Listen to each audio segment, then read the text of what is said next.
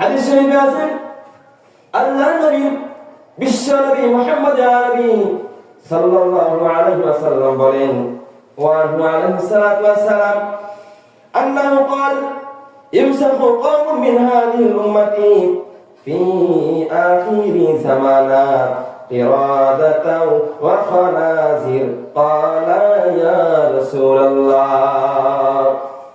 আল্লাহর নবী বলেন যে আমার উম্মতে মুহাম্মাদীর মধ্যে একদল উম্মতে মুহাম্মাদী কাল কিয়ামতের ময়দানে এরকম ভাবে উঠানো হবে যেন তাদের চেহারা হবে শুকরের ন্যায়।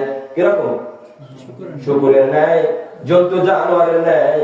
সাহাবায়ে কেরাম বললেন ইয়া রাসূলুল্লাহ ইয়া হাবিবাল্লাহ, যে আল্লাহর নবী বিশ্ব নবী মুহাম্মদ রাসূলুল্লাহ সাল্লাল্লাহু আলাইহি ওয়াসাল্লাম কেন তাদেরকে এই শাস্তির বিধান দেওয়া হয়েছে?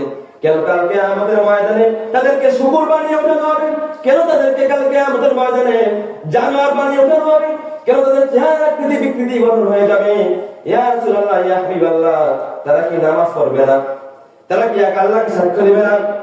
আল্লাহর নবী বিশ্ব নবী মুহাম্মদ সাল্লাল্লাহু আলাইহি ওয়াসাল্লাম বলেন ক্বালা বালা, যে সাহাবারা শোনো, তারা এক আল্লাহকে সাক্ষ্য দেবে। কি করবে? এক আল্লাহকে সাক্ষ্য দেবে। তারা কি রিসালাত মানবে না? তারা নবীকেও মানবে। এবার সাহাবায়ে কেরাম বললেন ইয়া রাসূলুল্লাহ ইয়া হাবিবাল্লাহ, তাহলে তারা কি রোজা রাখবে না? এবার আল্লাহর নবী মুহাম্মদ রাসূলুল্লাহ সাল্লাল্লাহু আলাইহি ওয়াসাল্লাম বলেন তারা রোজাও রাখবে। কি করবে? তারা রোজাও রাখবে। সুন্দর করে বুঝবেন। এবার সাহাবায়ে কেরাম জিজ্ঞাসা করলেন ইয়া রাসূলুল্লাহ ইয়া হাবিবাল্লাহ, তারা কি নামাজ পড়বে না? এবার আল্লাহ নবী বলেন তারা নামাজও পড়বে। এবার সাহাবায়ে কেরাম আবার প্রশ্ন করলেন ইয়া রাসূলুল্লাহ ইয়া হাবিবাল্লাহ, তারা কি রোজা রাখবে না? তারা রোজা রাখবে। তারা কি হজ করবে না? তারা হজও করবে। তারা কি যাকাত দেবে না? তারা যাকাতও দেবে।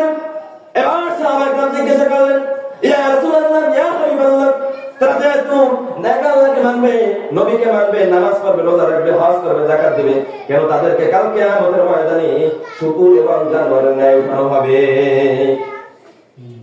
এবার আল্লাহর নবী বললেন যে সাহাবারা শোনো, তাদেরকে আল্লাহ রাব্বুল আলামিন এই যে শাস্তির বিধান দেওয়া হয়েছে, কাল কিয়ামতের ময়দানে কোটি কোটি জনতার সম্মুখে, পৃথিবীর সব জনতার সম্মুখে এরা উঠানো হবে।